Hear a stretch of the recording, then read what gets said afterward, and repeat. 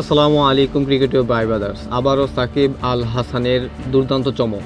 সিপিএলের ম্যাচের মধ্যে চতুর্থ ম্যাচের মধ্যে খেলতে নেমে বাজিমাত করলেন তিনি। বল এবং ব্যাট হাতে দুই পজিশনে নিজের স্বার্থে প্রমাণ দিলেন। সেই ভয়ঙ্কর চেনারূপে ফিরলেন সাকিব আল হাসান। দীর্ঘদিন ম্যাচ ধরে সাকিব আল হাসানের অর্থাৎ 3টা ম্যাচ ধরে এই সিপিএলে আসার পর থেকে সাকিব আল হাসানের পারফর্ম অত্যন্ত অসন্তুষ্টজনক।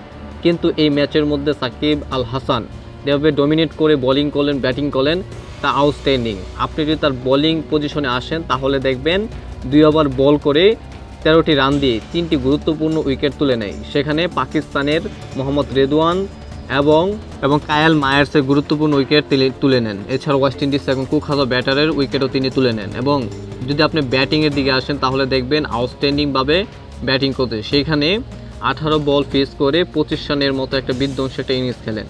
সেখানে সাকিব আল হাসানের 1টি 6 এবং 2টি 4 ছিল, যা অন্তত দেখার মতো ছিল। অনেকে বলে সাকিব আল হাসান শেষ হয়ে গেছে। ভাই, সাকিব আল হাসান শেষ হয় না, আর যেখান থেকে শেষ হয় সেখান থেকে সাকিব আল হাসান শুরু করার চেষ্টা করে, যা আবারও প্রমাণ করলেন।